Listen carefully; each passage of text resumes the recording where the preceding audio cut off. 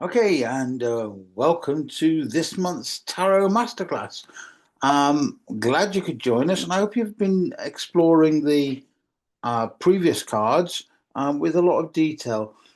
Learning the tarot is not about learning the meanings of the cards, it's about getting to understand the journey through the cards and relating them to yourself. As we'll see a bit later on in this course, there is a way of creating this journey of the Fool, your journey through the major cards and reflected, therefore, in the minor cards. So, as I've said previously, this is not about having 78 months of tarot lessons.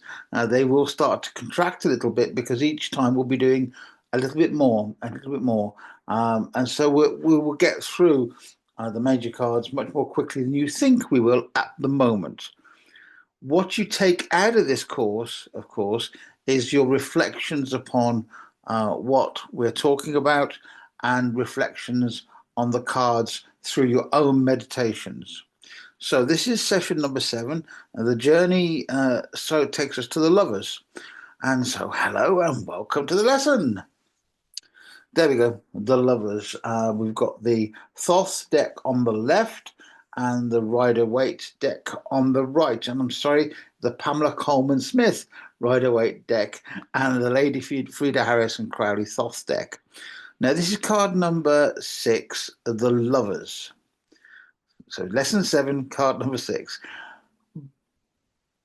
Before the lovers, we actually looked at the Hierophant, number 5. And if you remember, the Hierophant was about a kind of idea of uh, earthly logic and commitment and a spiritual awareness and growing. Yeah. This card is most certainly about commitment and making that pledge and promise.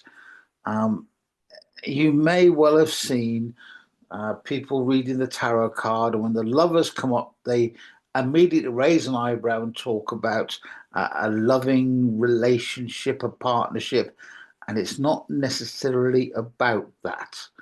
It's about something much more deeper and much more spiritual. So let's progress. Like every card before, and you maybe get sick of seeing this slide, but please uh, look at this seriously. Put every book that comes with a tarot deck you bought aside. Put it aside. You don't need it just yet. Go back to it in the future, maybe, but it's not about what somebody else says the cards are. It's about what you learn by looking at the symbolism of the cards. So you squint at the card and notice the most dominant colors or patterns. Look at the most prominent object or objects, and by this stage in the deck, we're seeing more and more people coming into this. Look at the background, notice other things, and notice what action is going on. And use your journal. I can't impress on you enough with this. Your journal is not a neat notebook. It's not something that is neat and tidy. Your journal is a place for your thoughts, your instant reflections, your dated meditations, and all that kind of stuff. If you want to, you can convert all those pre-thoughts into something more beautiful later on. But your journal is a workbook, so please see it as such. So there we go, the lovers. Let's just look at this card for a minute. The immediate things that are probably apparent are the colors. The colors are kind of starking, and the characters within it. And the action, well, the action seems pretty obvious. And why these cards called the lovers? What does that word conjure up for you? Let's just have a look. Well, the main color is obviously the sun in the background, that bright yellow color with the rays coming out of the sun. And there's an angel or something there with red wings and a gray cloak. That's pretty prominent. We have the naked figures, they're pretty obvious. And we have a brown in the background of mountains, and we have a green fertile plains. We also have on the left, next to the woman, we have a tree. and there's a snake on it, and we'll come to that in a moment. And on the other side, there is a tree, which looks very different. So what's the story here? Well, it could be that there's a man and a woman receiving a blessing from an angelic presence. That could be it. The man and woman are standing next to trees with contrasting foliage. One tree has a coil snake, a snake cord around it. So therefore, are we looking at Adam and Eve? Are we looking at the two trees in the Garden of Eden? Yes, there are two trees in the Garden of Eden amongst all the other trees. Go back and read Genesis if you want to. The angel is either floating on a cloud or appearing to just appear out of the ether, out of the cosmos, and bestowing a blessing on both of them equally. Notice the way that the hands are being held. Now, something that occurred to me some time ago with this card, when I looked at it, are the hands like the hands of a puppet master, or are the hands like the hands of a blessing? And I could see them both ways, but you need to see them for yourself. So at one level, it looks like a man and a woman coming together, receiving some kind of spiritual or angelic blessing. The sun rays are important because it's that the sun is beaming down. Maybe that's the spirit of creation. Notice the phallic shaped mountain in between the man and the woman. I mean, I think with tarot cards, particularly the decks we're looking at, assume that nothing is drawn in by chance, assuming that everything has a meaning. And so, therefore, the phallus pointing up to the heavens could be taken as a divine union. The essences of the spirit world making connection or union with the earth in order to bring about a fertile plane. And the fertile plane only happens when the man and the woman get together and there is blessings of the spiritual as above, so below. Think about that one for a moment. So when you look for the meaning of these things, you're going to have to start with your initial reaction. And most people's initial reaction will actually be that of, it's like a wedding ceremony. It looks like a wedding ceremony with blessings from above. But start to pick out some more mystical references. Do a bit of research here.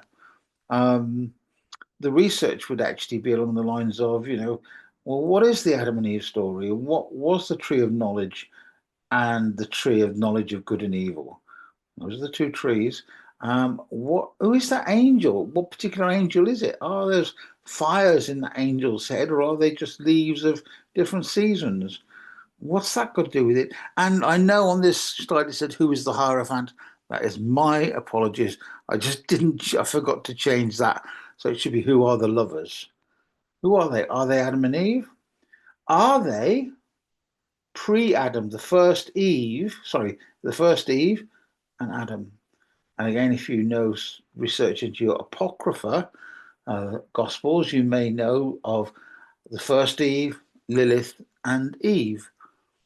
The Eve that we know about was the one that was made from the ribs of the man, and therefore in many ways subservient to her. And some of the ancient texts, Lilith was the first created woman who wanted equality with man, and Adam didn't like it and threw her out. Or that's one set of interpretations. So have a think about that. Now, here's the stuff I'd like you to think about in terms of biblical references, particularly, but also references to the Torah and references to the Islamic materials. You may, because you believe you are studying the occult, be put off by talking about Christianity, Islam, and Judaism. However, those religions have the roots of all occult teachings. And in fact, within things like Islam and within things like Judaism, you have fragments of much older teachings and traditions. So it is worth looking at these books, these teachings, in order to increase your understanding, your knowledge of the background of the symbols within them. I personally think that if people have been brought up in the Christian faith, they don't really look at the stories within the Bible in the way that they could be looked at. They look at them as fairy tales, black and white, and it's not that simple. And if you look in the story at the Islamic text, the Quran, and of course the Quran stems from the Old Testament anyway. Look at some of the stories there and about the way they judge the nature of relationship of human beings to spirituality, because that's one way to look at this card. It's about the relationship that we have to spirituality. We could go a step further to suggest that this isn't really meant to be man and woman. This could be anima and animus. This could be the two components within the single individual. And here, therefore, we could be looking at the union of opposites, as in alchemy, under the guidance of spiritual blessings. So, if we look at the Crowley and Frieda Harris deck, it looks a lot more complicated. It looks a lot darker in some respects. And this is another card, like a lot of the Frieda Harris artwork, you can get totally lost within it. And each time I revisit it, I see more and more. That doesn't mean I don't like the Pamela Coleman Smith artwork, but I'm aware that one is simple symbolism, shall we say, and this one is more complex symbolism.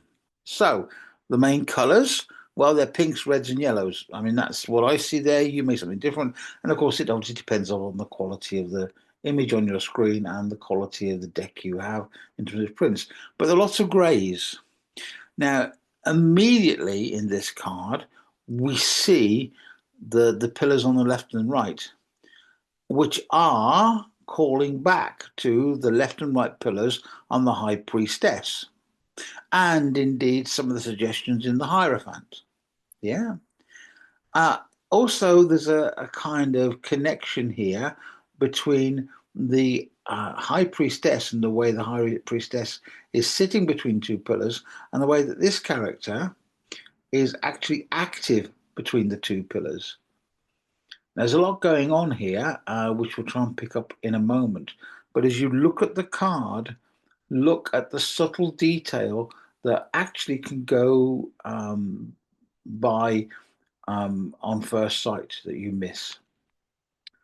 So the story is, well, it's a royal couple. They've got kind of ermines on, and they're crowned.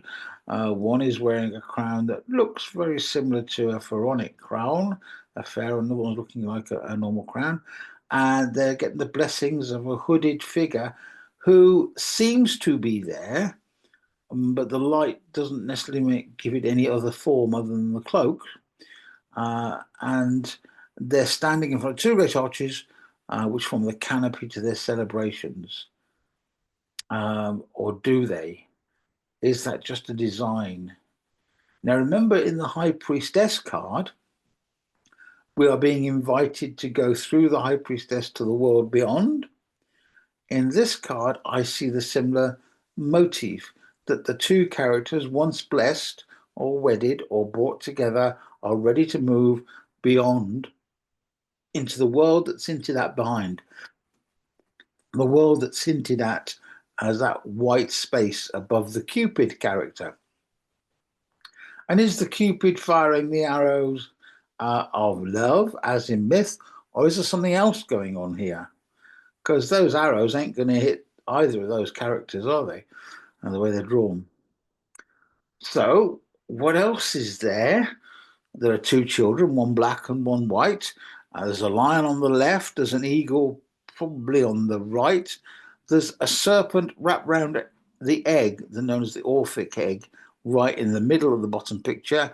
There's a representation of Cupid or one of the other sort of winged goddesses or gods of passion and blessings, and the whole thing gives the impression of being inside a temple or a cathedral. And I think that's a deliberate impression because there's a gateway. It's a gateway to another realm. Um, as we find meanings, it's again the symbolic references. So again, who is the Hierophant? Sorry, I should have changed that. Who are the lovers? Well, who are they? They're a royal couple. They are contrasting hair colors. Oh yeah, and the children at their feet are contrasting colors too. And with the person with the black hair, there's a white child holding some flowers, and the person with the kind of Isis or pharaonic crown on the right there has got blonde hair with a black child underneath it, and the black child is actually holding what looks like a sword or a baton or a wand in one hand, and looks like a staff in the other. And if you look very, very carefully, the white child is actually holding some kind of chalice. Hmm. This is where we get into alchemy. Um, Alchemy is one of those ideas that seem to have lasted in terms of we understand the meaning of the word, but we don't understand the spiritual practice involved. Now, alchemy, when you mention the alchemist, you actually will probably think of some sage in a laboratory somewhere trying to make gold out of lead. And indeed, the classical practical alchemy was actually the forerunner of chemistry. So it was actually looking at the nature of matter and how matter mixes and that sort of stuff. But the spirit, the gold that we talk about in alchemy is the spiritual gold and, shall we say, the material lead. So another branch of alchemy is called spiritual alchemy, which is much more interesting as far as I'm concerned, in the sense that we start off as this lead weight of materialism and we need to find the gold within. Part of that process involves breaking down the lead into its component constituents, of which black and white and yin and yang and opposites are really, really important. Now, we can't talk about alchemy in this, but you might be able to pick it up in one of the moot sessions. And if I've not got it planned to do, I haven't done it, I'm planning to do it. Alchemy is a really important idea here because spiritual alchemy, I think, is the aim of ritual magic. So I'll be talking about that kind of alchemy in the occult course, um, which is another monthly subscription thing, which you might like to look at. Now, what else have we got here? Well, we've got two figures on top of the columns. They are decidedly different. One is in prayer, one looks burdened. Again, that's the idea of from the practical material led to the awakened spiritual gold. Yeah. We have the lion and the griffin, again, alchemical symbols. Right in the middle of those two, we have the serpent and the egg, again, an alchemical symbol. And right at the bottom of that, the egg has golden wings, which again reflects the spiritual nature of this card. If you look at the hooded figure, this is really cool. The hands are outstretched and they look masculine hands, but they could be the high priestess's hands. They could be the magician's hands. But look at what's the cape. The cape is sort of on the left and right. There are folds of the cape, and in the middle it's white. Looks like you could go through that with the blessing of the person above. Also notice that the cape or the sleeves of the priest in this example are not drawn by accident. It is uh, a loop, and it's a loop that as a symbol of eternity. Now, here's the thing: as an experiment, if you were to put your finger on the loop that goes around the hands, uh, just below the peak of the hood, and trace your finger either direction, but you'll find that the material is folded in such a way that it goes from the inside to the outside and back into the inside again. And that's a wonderful image of eternity, that idea of the loop. It's the Mobius loop going round and round and round and round and round. In this particular card, the figure given the blessing is actually holding in their hands eternity. And by that, we can say that the secret of this card is when you pass through the archways, you start to understand the nature of your spiritual essence and your nature of your connection with the eternity.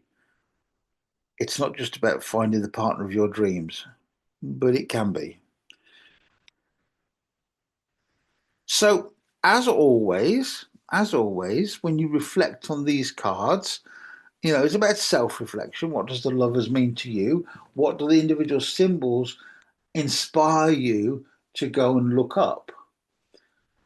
It's used for divination. Yes, of course it is. If you pull that card, then maybe it's a symbol of some kind of union, a symbol that maybe you are ready to commit to a spiritual path, because again, once you have the blessing of the Hierophant, you commit to taking the next step. It's for me, the lovers is about commitment on lots of different levels. So therefore, I see this card very much as initiatory. Like all of these cards, each one is offering you a step in an initiation, and the initiation is inviting you at each step to start to look at the esoteric wisdom behind the meaning of the individual cards, but particularly the sequence of the cards. Remember that Pamela Coleman Smith and Arthur Waite were members of the Golden Dawn, and they reconstructed the cards so they did provide references for initiation through the system of the Golden Dawn. Crowley and Frieda Harris took that step further and made the symbolism much richer, and therefore the initiation links much more profound. So see the cards as an encyclopedia of esoteric wisdom. And next month, we're looking at the Chariot. Think about this for a moment. The magician has actually brought together everything for you. The high priestess has allowed you to pass through the veil, pass through the mysteries, which has given you the empress who wants to make material these ideas. The emperor starts to shape and mold the material ideas created by the empress, which takes you to the Hierophant, who then wants to bless your material journey into the spiritual. You meet the lovers, you commit to the path. Once you commit to the path, the Chariot moves you forward. All right? And that's where we'll pick it up next time.